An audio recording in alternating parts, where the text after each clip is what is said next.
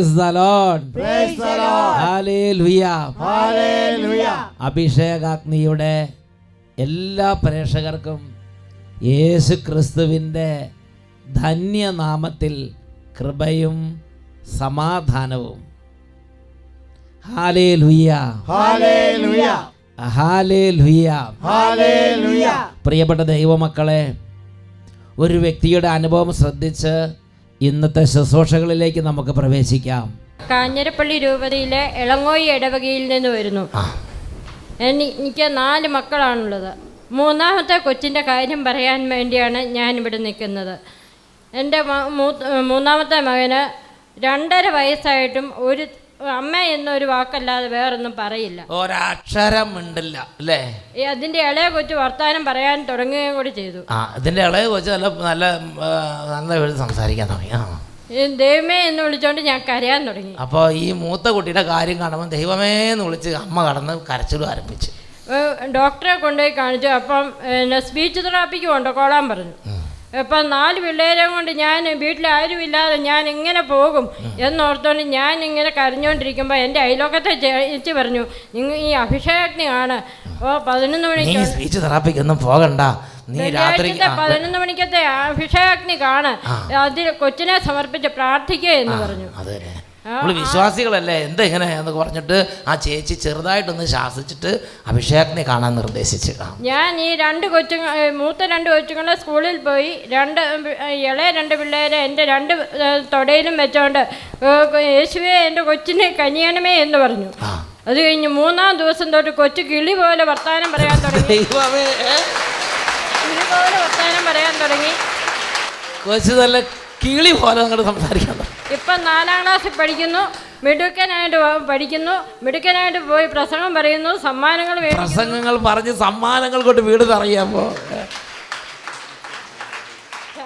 അഭിഷേകാഗ്നിയുടെ മുമ്പിൽ ഇരുന്ന് 2 പിള്ളേരെടുത്ത് എൻ്റെ യേശുവേ സഹായിക്കണം, സ്പീച്ച് തെറാപ്പിക്കൊന്നും പോകാൻ ഞാൻ ഉദ്ദേശിക്കുന്നില്ല, എൻ്റെ മോൻ സംസാരശക്തി നൽകാൻ അങ്ങേക്ക് കഴിയുമെന്ന് പറഞ്ഞ ഒറ്റ പ്രാർത്ഥനയാണ്. 3ാം ദിവസം തൊട്ട് കിളി പോലെ എങ്ങനെയാ മണി പോലെ കിളി പോലെ അവനോട് ചോദിക്കുന്നതിനല്ല നല്ല വെടിച്ചില് പോലെ മറുപടി വരുന്ന, നല്ല വെടിച്ചില് പോലെ അവ അങ്ങനെ മറുപടി പറയുക, സംസാരിക്കാതെ പ്രസംഗമൊക്കെ പറയുമ്പോൾ വെടിച്ചില് പോലെ. എങ്ങനെ പ്രസംഗം പറയണത്? നമ്മള് എന്നതെങ്കിലും ഒന്ന് അവനോട് കോപിച്ച് പറയുകയാണെങ്കിൽ അതിനേക്കാൾ നല്ല ഉത്തരം, നല്ല സ്ട്രോങ് ആയിട്ട് ഉത്തരം അങ്ങോട്ട് തിരിച്ചു പറയും. അതേമാതിരി വായ അങ്ങോട്ട് തുറന്നു കൊടുത്ത് എബി എന്നാണ് അവൻ്റെ പേര്. നോക്കിയ കർത്താവ് കണ്ട നല്ല വെടിച്ചില് പോലെ അങ്ങോട്ട് സംസാരിക്കാൻ തുടങ്ങി. പ്രിയപ്പെട്ട ദൈവമക്കളെ, എഴുന്നേറ്റ് നിന്ന് കുറച്ചു നേരം പ്രാർത്ഥിച്ച് കർത്താവിൻ്റെ അത്ഭുതകരമായൊരു ഇടപെടലിന് വേണ്ടി നമ്മുടെ ഭവനം നമുക്ക് തുറന്നു കൊടുക്കാം. കർത്താവിൻ്റെ അത്ഭുതകരമായ ഇടപെടലിന് വേണ്ടി നമ്മുടെ ഹൃദയം നമുക്ക് തുറക്കാം. വിശ്വാസം തീരെ മങ്ങിപ്പോയ മക്കളുണ്ട്, നല്ല വിശ്വാസാഭിഷേകം കൊണ്ട് ജ്വലിക്കുന്ന ഹൃദയങ്ങളുണ്ട്. എല്ലാവരും ഇപ്പോൾ ഈ സമയം നിങ്ങൾ വിശ്വസിക്കുന്നുണ്ടെങ്കിൽ ഇല്ലെങ്കിലും ഈ പ്രാർത്ഥനാ ശുശ്രൂഷയിൽ ഇപ്പോൾ കർത്താവിൻ്റെ ആത്മാവിനോട് ചേർന്ന് ദൈവത്തെ ആരാധിക്കുക. 2 കരങ്ങൾ ഉയർത്തി എത്രമാത്രം നല്ല സ്നേഹത്തോടെ സ്തുതിക്കാമോ അത്രയും സ്നേഹാർദ്രമായ ഹൃദയത്തോടെ നമ്മുടെ ദൈവത്തെ നമുക്ക് ആരാധിക്കാം. ഉറക്കെ സ്തുതിക്കുന്നു. ഹല്ലേലൂയ, ഹല്ലേലൂയ, ഹല്ലേലൂയ, ഹല്ലേലൂയ, ഹല്ലേലൂയ. പരിശുദ്ധാത്മാവേ ഹല്ലേലൂയ, ഹല്ലേലൂയ, ഹല്ലേലൂയ. എല്ലാ ഹൃദയങ്ങളിലേക്ക് അഭിഷേകം നിറയട്ടെ, എല്ലാ ഹൃദയങ്ങളിലേക്ക് അഭിഷേകം നിറയട്ടെ, ഉണർവ് നിറയട്ടെ, കൃപ നിറയട്ടെ, ദാനങ്ങൾ വർഷിക്കപ്പെടട്ടെ, അഭിഷേകങ്ങൾ നിറയട്ടെ. Glory, glory, glory, glory. ഹല്ലേലൂയ, ഹല്ലേലൂയ, ഹല്ലേലൂയ. ശിവേ ആരാധന, ആരാധന. ഹൃദയങ്ങളെ കർത്താവിന് ഇപ്പോൾ സമർപ്പിച്ച് പ്രാർത്ഥിക്കുന്നു. ഹല്ലേലൂയ, ഹല്ലേലൂയ, ഹല്ലേലൂയ. എല്ലാ കുടുംബങ്ങളെയും സമർപ്പിക്കുന്നു കർത്താവേ, എല്ലാ ജീവിതങ്ങളെയും സമർപ്പിക്കുന്നു. ഹല്ലേലൂയ, ഹല്ലേലൂയ. യേശുവേ ആരാധന, യേശുവേ ആരാധന. ഹല്ലേലൂയ, ഹല്ലേലൂയ, ഹല്ലേലൂയ. ഈശോ മിശിഹായുടെ എല്ലാ വാഗ്ദാനങ്ങൾക്കും ഞങ്ങൾ യോഗ്യരാകുവാൻ ഞങ്ങൾക്ക് വേണ്ടി അപേക്ഷിക്കണമേ. നിത്യം പിതാവും പുത്രനും പരിശുദ്ധാത്മാവുമായ സർവേശ്വര എന്നേക്കും ആമേൻ. ഈശോ മിശിഹായിക്ക് സ്തുതിയായിരിക്കട്ടെ. Praise the Lord. Praise the Lord. Hallelujah. Hallelujah. എല്ലാവരും അവരവരുടെ സ്ഥാനങ്ങളിലേക്ക് ഇരിക്കുക. പ്രിയപ്പെട്ട ബാലിക ബാലന്മാരെ, വിദ്യാർത്ഥിനികളെ, പ്രിയപ്പെട്ട കുടുംബാംഗങ്ങളെ, ബഹുമാനപ്പെട്ട സിസ്റ്റേഴ്സ്, പ്രിയ വൈദികരെ, ഇത് ശ്രവിച്ചുകൊണ്ടിരിക്കുന്ന സർവ്വ മക്കളെ, ഇന്ന് കർത്താവ് നമ്മളെല്ലാവരെയും അവിടുത്തെ അരൂപിയാൽ ഒരുമിച്ച് കൂട്ടി. വിശുദ്ധ മത്തായിയുടെ സുവിശേഷം 7-ാം അധ്യായം 13-14 തിരുലിഖിതങ്ങൾ പരിചിന്തനത്തിനായി തന്നിരിക്കുകയാണ്. ഇടുങ്ങിയ വാതിൽ എന്നാണ് ഇന്നത്തെ വിഷയം. 2 തരത്തിലുള്ള വഴികൾ ദൈവം നമുക്ക് നൽകിയിട്ടുണ്ട്. ഒന്ന് narrow roads, the other one broad roads. ഇടുങ്ങിയ വഴിയുണ്ട്, വിശാലമായ പാതയുണ്ട്. പ്രിയപ്പെട്ട ദൈവമക്കളെ, നമ്മൾ ഈ രണ്ടിൽ ഏതെങ്കിലും ഒരു പാതയിലാണ്. വചനത്തിൽ നമ്മൾ വായിക്കുന്ന എങ്ങനെയാണ്? 13-14 തിരുലിഖിതങ്ങൾ, ഇടുങ്ങിയ വാതിലിലൂടെ പ്രവേശിക്കുവിൻ, വിനാശത്തിലേക്ക് നയിക്കുന്ന വാതിൽ വിസ്തൃതവും വഴി വിശാലവുമാണ്, അതിലെ കടന്നു പോകുന്നവർ വളരെയാണ് താനും. എന്നാൽ ജീവനിലേക്ക് നയിക്കുന്ന വാതിൽ ഇടുങ്ങിയതും വഴി വീതി കുറഞ്ഞതുമാണ്, അത് കണ്ടെത്തുന്നവരോ ചുരുക്കം. നമ്മുടെ രക്ഷകനായ യേശു 2 വഴി നമ്മുടെ മുമ്പിൽ വെച്ചിരിക്കുകയാണ്. നമ്മളെല്ലാവരും ഇതിലേതെങ്കിലും ഒരു വഴിയിലാണ്. ഒന്ന് ഇടുങ്ങിയ വഴി, അത് ജീവനിലേക്ക് നയിക്കുന്ന വഴി. 2 വിശാലമായ വഴി, അത് നിത്യനാശത്തിൽ നിബന്ധിക്കുന്ന വഴി. ഇത് കേട്ടുകൊണ്ടിരിക്കുന്ന പ്രിയപ്പെട്ട മക്കളെ, ഓരോരുത്തരും ഈ സമയം ഒന്ന് ചിന്തിച്ച് നോക്കുക. ഏത് വഴിയിൽ കൂടെയാണ് ഇപ്പോൾ ഞാൻ സഞ്ചരിച്ചു കൊണ്ടിരിക്കുന്നത്? ഇടുങ്ങിയ വഴിയിലൂടെയാണ് സഞ്ചരിക്കുന്നതെങ്കിൽ അവർക്ക് വലിയ പ്രതിഫലം, വലിയ സമ്മാനം, നിത്യജീവൻ അവരെ കാത്തിരിക്കുന്നുണ്ട്. ഏത് വഴിയിലാണ്, ഏത് റോഡിലാണ്? In which road you are travelling? Narrow roads or broad roads? ഇന്ന് നമ്മുടെ ജീവിതത്തെ നമ്മൾ വിശകലനം ചെയ്യണം. പ്രിയപ്പെട്ട സഹോദരങ്ങളെ, ഞാൻ ഈ അടുത്ത കാലത്ത് ചില ആളുകളുടെ പ്രബോധനങ്ങളും ചില ഉപദേശങ്ങളും കേൾക്കാൻ ഇടവന്നു. അവരുടെ പല ചിന്തകളുടെ അടിസ്ഥാനത്തിൽ അവർ പറയുന്നത് ഇങ്ങനെയാണ്: നമ്മളെങ്ങനെ ജീവിച്ചാലും അവസാനം നമ്മൾ ദൈവത്തിലെത്തിച്ചേരും, നമ്മളെങ്ങനെ ജീവിച്ചാലും അവസാനം നമ്മൾ സ്വർഗത്തിലെത്തിച്ചേരും. ഇതാണ് ചില ആളുകൾ ഇപ്പോൾ മനസ്സിൽ വെച്ചിരിക്കുന്ന ഒരു ചിന്താഗതി. അതനുസരിച്ച് അവരുടെ പ്രവർത്തനങ്ങളിലും വ്യത്യാസം കാണാൻ പറ്റുന്നുണ്ട്. അവർ ദേവാലയത്തിൽ വരുന്നു, ദേവാലയ ശുശ്രൂഷകൾക്ക് നേതൃത്വം കൊടുക്കുന്നു, പല ആത്മീയ കാര്യങ്ങൾ ചെയ്യുന്നു. പക്ഷേ ജീവിതത്തിലെ ദുർസ്വഭാവങ്ങൾ അവർ തിരുത്താൻ തയ്യാറല്ല. ജീവിതത്തിലെ ദുർനടപ്പ് അത് തെറ്റാണെന്ന് അവർക്ക് തോന്നുന്നില്ല. അതിനെക്കുറിച്ച് അനുതാപം അവർക്ക് തോന്നുന്നില്ല. ഞാൻ ഇങ്ങനെ ജീവിച്ചാലും കുഴപ്പമില്ല, ഞാൻ സ്വർഗത്തിലെത്തും എന്നതാണ് ആ വ്യക്തികളുടെ ഹൃദയത്തിൽ പല പ്രബോധനങ്ങളിലൂടെയും കിട്ടിയിരിക്കുന്ന ഒരു ചിന്താഗതി. ഇതിനെക്കുറിച്ച് ഈശോ പറയുകയാണ്: വിനാശത്തിലേക്ക് നയിക്കുന്ന വഴി വിശാലവും വിസ്തൃതവുമാണ്, അതിലെ നടക്കുന്നവരോ വളരെയാണ് താനും. വിനാശത്തിലേക്കുള്ള വഴിയാണത്. ഞാൻ എങ്ങനെ ജീവിച്ചാലും കുഴപ്പമില്ല, ഞാൻ എങ്ങനെ എന്ത് ചെയ്താലും കുഴപ്പമില്ല, ഞാൻ രക്ഷപ്പെടും, ഞാൻ രക്ഷിക്കപ്പെടും, അങ്ങനെ ചിന്തിക്കുന്നത് വിനാശത്തിലേക്ക് നയിക്കുന്ന വീതിയേറിയ വഴിയിലൂടെ പോകുന്ന മനുഷ്യർക്ക് സദൃശരായ അവസ്ഥയിലുള്ളവരാണ് എന്ന് തിരുലിഖിത പ്രകാരം നിങ്ങളൊന്ന് ഉത്ബോധിപ്പിക്കാൻ ഞാൻ ആഗ്രഹിക്കുകയാണ്. വിശുദ്ധ മത്തായിയുടെ സുവിശേഷത്തിൽ 7-ാം അധ്യായത്തിൽ 22-23 തിരുലിഖിതങ്ങളിലൂടെ വീണ്ടും യേശു ഈ ഒരു ആത്മീയ സത്യം ദൈവമക്കളെ ഉത്ബോധിപ്പിക്കുന്നുണ്ട്. അവിടെ യേശു പറയുകയാണ്: കർത്താവേ കർത്താവേ എന്ന് എന്നെ വിളിച്ച് അപേക്ഷിക്കുന്നവനല്ല എൻ്റെ സ്വർഗസ്ഥനായ പിതാവിന് മുമ്പിൽ ഇതെൻ്റെ സ്വർഗസ്വനായ പിതാവിന് ഇഷ്ടമുള്ള ജീവിതം നയിക്കുന്നവർ മാത്രമാണ് സ്വർഗരാജ്യത്തിൽ പ്രവേശിക്കുക. മാത്യു 7:22-23. അന്ന് പലരും എന്നോട് ചോദിക്കും, കർത്താവേ കർത്താവേ, ഞങ്ങൾ നിൻ്റെ നാമത്തിൽ പ്രവചിക്കുകയും നിൻ്റെ നാമത്തിൽ പിശാചുകളെ പുറത്താക്കുകയും നിൻ്റെ നാമത്തിൽ നിരവധി അത്ഭുതങ്ങൾ പ്രവർത്തിക്കുകയും ചെയ്തില്ലേ? അപ്പോൾ ഞാൻ അവരോട് പറയും, നിങ്ങളെ ഞാൻ ഒരിക്കലും അറിഞ്ഞിട്ടില്ല. അനീതി പ്രവർത്തിക്കുന്നവരെ, നിങ്ങൾ എന്നിൽ നിന്ന് അകന്നു പോകുവിൻ. അനീതി പ്രവർത്തിക്കുന്നവരെ, നിങ്ങളെ ഞാൻ ഒരിക്കലും അറിഞ്ഞില്ല, എന്നിൽ നിന്ന് അകന്നു പോകുവിൻ. യേശുവിൻ്റെ സന്നിധിയിൽ നിൽക്കുന്ന ഈ ആളുകൾ ആരാണെന്നാണ് നിങ്ങൾ വിചാരിക്കുന്നത്? വലിയ മോഷ്ടാക്കളോ, വലിയ തരത്തിലുള്ള വ്യഭിചാരികളോ, വലിയ തരത്തിലുള്ള ദുഷ്ടന്മാരോ അല്ല ഇവിടെ നിന്ന് സംസാരിക്കുന്നത്.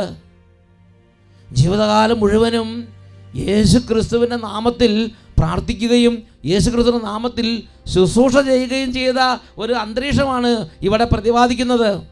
അങ്ങനത്തെ മനുഷ്യർ പോലും തിരസ്കരിക്കപ്പെടുന്നു എന്നല്ലേ വിശുദ്ധ ലിഖിതം വെളിപ്പെടുത്തി തരുന്നത്? അങ്ങനെയെങ്കിൽ ഞാൻ എങ്ങനെ ജീവിച്ചാലും, ഞാനിപ്പോൾ ഈ ജീവിതത്തിൽ പോയ എൻ്റെ ദൈവം കരുണയുള്ള ദൈവമാണ്, എൻ്റെ ദൈവം എന്നെ നരകത്തിൽ തള്ളുകയൊന്നുമില്ല, എൻ്റെ ദൈവം ഞാൻ സ്വർഗത്തിൽ എത്തും, അങ്ങനെ പിന്നെ നമുക്ക് എങ്ങനെ വിചാരിക്കാൻ പറ്റും? വിശുദ്ധ പൗലോസ് അപ്പസ്തോലൻ തൻ്റെ വലിയ പ്രസംഗ ശുശ്രൂഷകൾ നടത്തി. അദ്ദേഹത്തെ ദൈവം നേരിട്ട് വിളിച്ചു, അദ്ദേഹത്തെ പരിശുദ്ധാത്മാവ് നേരിട്ട് നയിക്കുന്നു.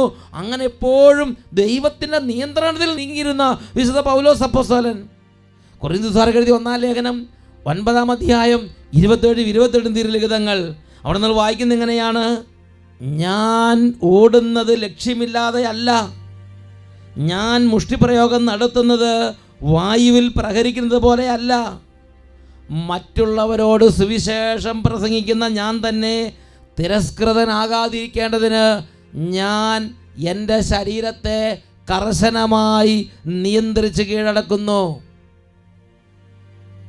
ഞാൻ എൻ്റെ ശരീരത്തെ കർശനമായി നിയന്ത്രിച്ച് കീഴടക്കും. എന്തിനാ? വിശുദ്ധ പൗലോസ് അപ്പോസ്തലൻ തന്നെ അതിന് ഉത്തരം നൽകുകയാണ്. 27-ാം വാക്യത്തിൽ പറയാണ്, ഞാൻ തിരസ്കൃതനാകാതിരിക്കേണ്ടതിന്. ഒരു ദൈവ പൈതലിൻ്റെ ജീവിതത്തിൽ ആ ദൈവ പൈതലിൻ്റെ നടപ്പനുസരിച്ച്, ആ ദൈവ പൈതലിൻ്റെ ജീവിതം അനുസരിച്ച് ഒന്നുകിൽ അവൻ സ്വീകരിക്കപ്പെടും, ഇല്ലെങ്കിൽ അവൻ തിരസ്കരിക്കപ്പെടും. വിശുദ്ധ അപ്പോസ്തലൻ പഠിപ്പിക്കുകയാണ്, ഞാൻ തിരസ്കൃതനാകാതിരിക്കേണ്ടതിന് ഞാൻ എൻ്റെ ശരീരത്തെ കർശനമായി നിയന്ത്രിച്ച് കീഴടക്കുന്നു. ഉച്ചത്തിൽ പറയാ ഹല്ലേലൂയ, ഹല്ലേലൂയ, ഹല്ലേലൂയ, ഹല്ലേലൂയ. പ്രിയപ്പെട്ട സഹോദരങ്ങളെ, ആരാണ് തിരസ്കരിക്കപ്പെടുന്നത്? ദൈവത്തിൻ്റെ വചനം പഠിപ്പിക്കുകയാണ്, വിശാലമായ വഴിയിലൂടെ നടക്കുന്നവർ, അതിൻ്റെ അവസാനം നിത്യനാശം. വിശാലമായ വീതിയിലൂടെ നടക്കുന്നവർ. എന്താണ് ഈ വിശാലമായ വഴി? ആരാണ് ഈ വിശാലമായ വഴിയിലൂടെ നടക്കുന്നത്? നിയമാവർത്തന ഗ്രന്ഥത്തിൽ തൊട്ട് നമുക്കതിനെക്കുറിച്ച് ഒന്ന് പരിശോധിക്കാം. നിയമാവർത്തന ഗ്രന്ഥം 29-ാം അധ്യായം 18-19 തിരുലിഖിതങ്ങൾ അവിടെ നമ്മൾ വായിക്കുന്നത് എങ്ങനെയാണ്? അവരുടെ ദേവന്മാരെ സേവിക്കാനായി നമ്മുടെ ദൈവമായ കർത്താവിൽ നിന്ന് ഇന്ന് തൻ്റെ ഹൃദയത്തെ അകറ്റുന്ന പുരുഷനോ സ്ത്രീയോ കുടുംബമോ ഗോത്രമോ നിങ്ങളുടെ ഇടയിൽ ഉണ്ടായിരിക്കരുത്. കയ്പുള്ള വിഷഫലം കായ്ക്കുന്ന മരത്തിൻ്റെ വേര് നിങ്ങളുടെ ഇടയിൽ ഉണ്ടായിരിക്കരുത്. ഇങ്ങനെയുള്ളവർ ഈ ശാപവാക്കുകൾ കേൾക്കുമ്പോൾ കുതിർന്നതും വരണ്ടതും ഒന്നുപോലെ എന്ന ഭാവത്തിൽ ഞാൻ എൻ്റെ ഇഷ്ടത്തിന് നടന്നാലും സുരക്ഷിതനായിരിക്കും എന്ന് പറഞ്ഞ് തന്നെ അനുഗ്രഹിക്കുന്നു. All who hear the words of this oath and bless themselves, thinking in their hearts, we are safe even though we go our own stubborn ways.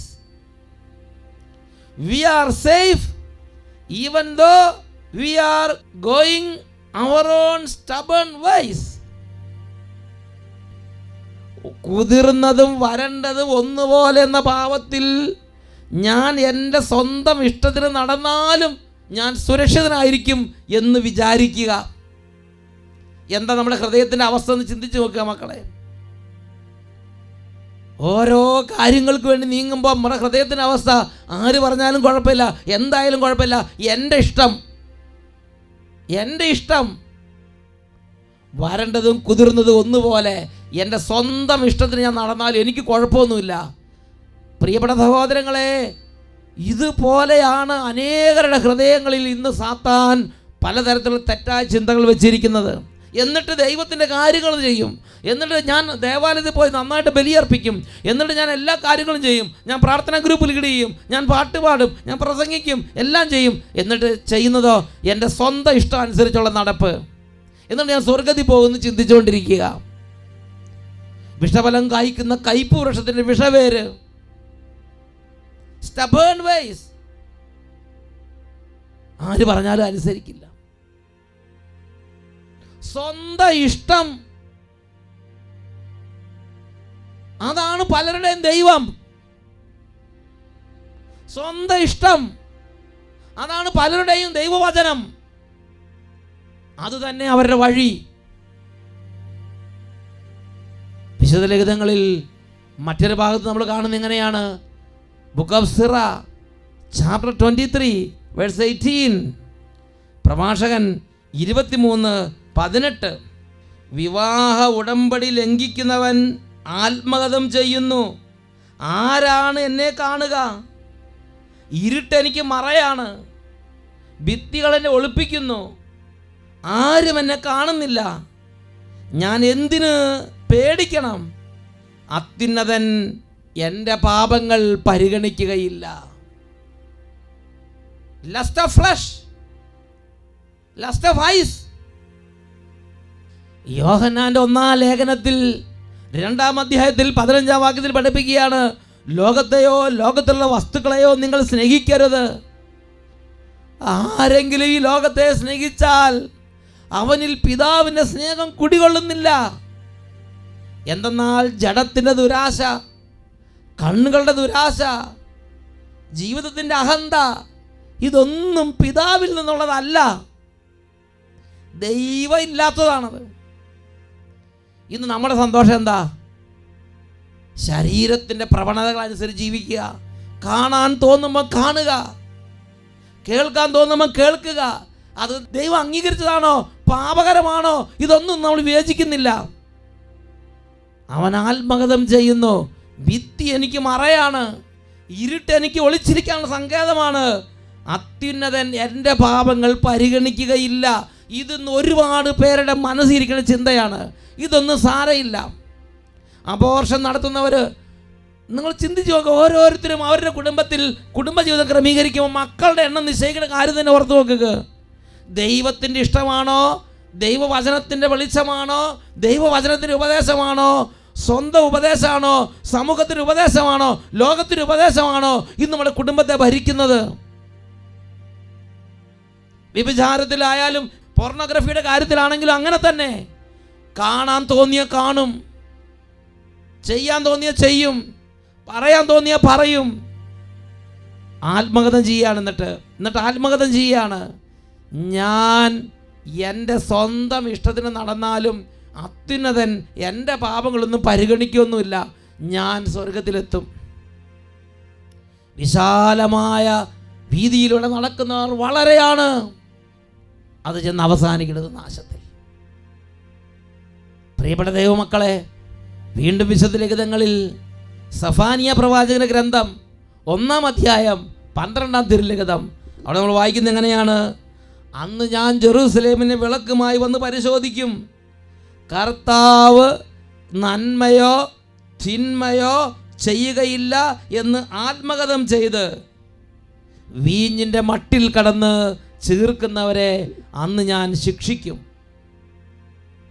At that time I will search Jerusalem with lamps, and I will punish the people who rest complacently on their drugs. Those who say in their hearts, the Lord will not do good, nor will he do harm. The Lord will not do good, nor will he do harm. ദൈവം നന്മയോ തിന്മയോ ചെയ്യുകയില്ല, ദൈവം ഒരു കുഴപ്പമുണ്ടാക്കില്ല. ദൈവം it's okay. ഇതാണ് വിശ്വാസികളായ പലരുടെയും ഹൃദയത്തെ ഭരിക്കുന്ന ഒരു അന്ധകാര ചിന്ത. പ്രാർത്ഥിക്കുന്നുണ്ട്, പള്ളിയിൽ പോകുന്നുണ്ട്, എന്നാൽ ഹൃദയം ദൈവവചനത്തിൻ്റെ വഴിയെ വിട്ടുകൊടുക്കുന്നില്ല. ഹൃദയത്തിൽ നിന്ന് വിഗ്രഹങ്ങളെ നിർമ്മാർജ്ജനം ചെയ്യുന്നില്ല.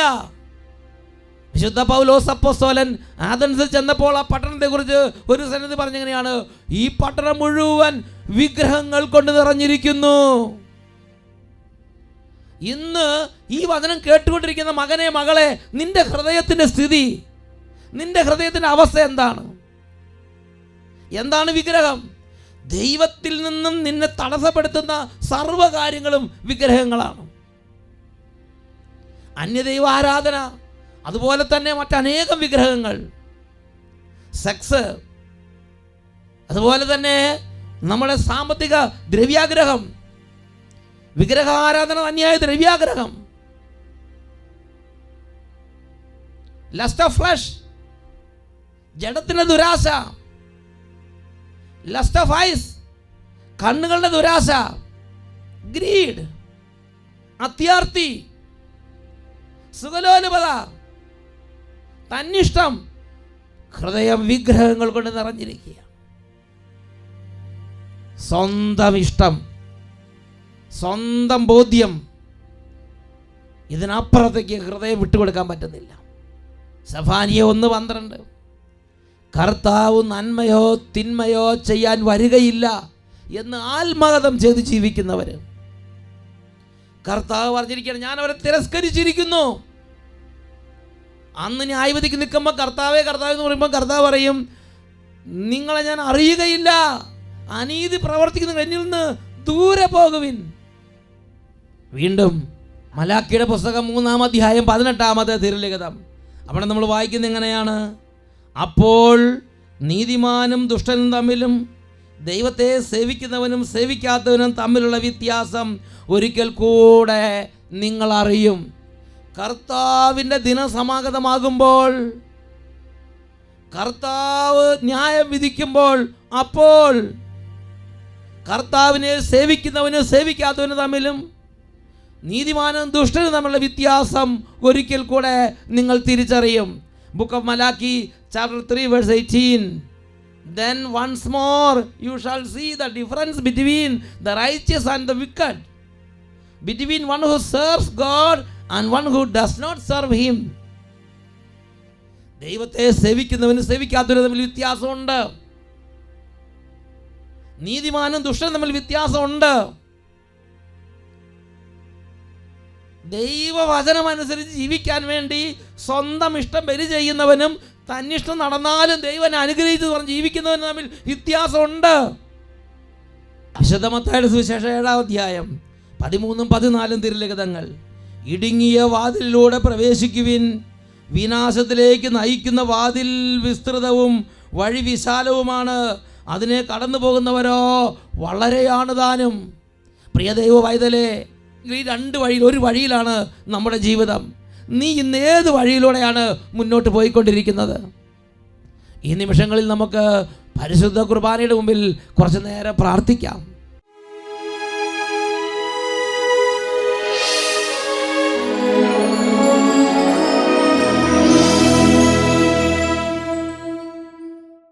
പ്രിയപ്പെട്ട ദൈവമക്കളെ, ഈ സമയം പരിശുദ്ധ കുർബാനയുടെ സന്നിധിയിൽ മുട്ടുമേൽ നിന്ന് നമ്മുടെ ജീവിതം പൂർണ്ണമായി യേശുവിന് സമർപ്പിക്കാം. വിശുദ്ധ ലിഖിതങ്ങളിൽ അപ്പോസ്തല പ്രവർത്തനം 3-ാം അധ്യായം 19-ാം തിരുലിഖിതം, ആകയാൽ നിങ്ങളുടെ പാപങ്ങൾ മായിച്ചു കളയാൻ പശ്ചാത്തപിച്ച് ദൈവത്തിലേക്ക് തിരിയുവിൻ. യേശു നമുക്ക് വേണ്ടി കുരിശിൽ മരിച്ചു. ഇന്ന് ഞാനും നിങ്ങളും യേശുവിലേക്ക് തിരിഞ്ഞ്, അവിടുത്തെ കരുണയിലേക്ക് തിരിഞ്ഞ്, അവിടുത്തെ കുരിശുമരണത്തെ ധ്യാനിച്ച്, എൻ്റെ യേശുവേ, എൻ്റെ തന്നിഷ്ട സ്വഭാവം ഞാനിത് സമർപ്പിക്കുന്നു, എൻ്റെ പാപകരമായ വഴികൾ ഞാനിത് സമർപ്പിക്കുന്നു, അന്ധകാരപൂർണമായ എൻ്റെ ജീവിതം ഞാനിത് സമർപ്പിക്കുന്നു. എനിക്കൊരു വിശുദ്ധ ജീവിതം വേണം. എനിക്ക് അങ്ങയെ സ്നേഹിക്കണം, അങ്ങയുടെ വചനങ്ങളോട് നടക്കണം, അങ്ങ് അരുളി ചെയ്തിട്ടുണ്ടല്ലോ, എന്നെ സ്നേഹിക്കുന്നവൻ എൻ്റെ വചനങ്ങൾ പാലിക്കും. എന്നെ സ്നേഹിക്കുന്നവൻ എൻ്റെ വചനങ്ങൾ പാലിക്കും. അങ്ങയുടെ വചനങ്ങളെ പാലിക്കാൻ വേദന എടുക്കണം. അതിനുവേണ്ടി എൻ്റെ ജീവിതം അർപ്പിക്കണം. എന്നെ സഹായിക്കണമേ. 2 കരങ്ങൾ ഈശോയുടെ സന്നിധിയിലേക്ക് ഉയർത്തിപ്പിടിക്കുക. അനേകം വ്യക്തികൾ സൗഖ്യം പ്രാപിക്കുന്ന സമയമാണിത്. രോഗികൾ ഈശോയിലേക്ക് നോക്കി കരയുക. ബെത്സൈദ കുളക്കരയിൽ കരഞ്ഞ നിസ്സഹായരായ മനുഷ്യനെ പോലെ വലിയ ഭാരങ്ങളും വേദനകളോടും കൂടി ഇരിക്കുന്ന മക്കളെല്ലാം ഇപ്പോൾ കർത്താവിനെ വിളിക്കുക. യേശുവേ യേശുവേ എന്ന് ഉച്ചത്തിൽ വിളിക്കുക. കരങ്ങൾ ഉയർത്തുക, സ്തുതിക്കുന്നു. ഹല്ലേലൂയ. യേശുവേ യേശുവേ യേശുവേ യേശുവേ യേശുവേ യേശുവേ. കൈകൾ ഉയർത്തി എല്ലാ മക്കളും വിളിക്കുന്നു. ഇതാ ഈശോയിൽ നിന്ന് ശക്തി പുറപ്പെട്ട് അനേക ജീവിതങ്ങളെ വിടുവിക്കുന്നു. ഹല്ലേലൂയ ഹല്ലേലൂയ. യേശുവേ യേശുവേ യേശുവേ യേശുവേ യേശുവേ യേശുവേ യേശുവേ യേശുവേ.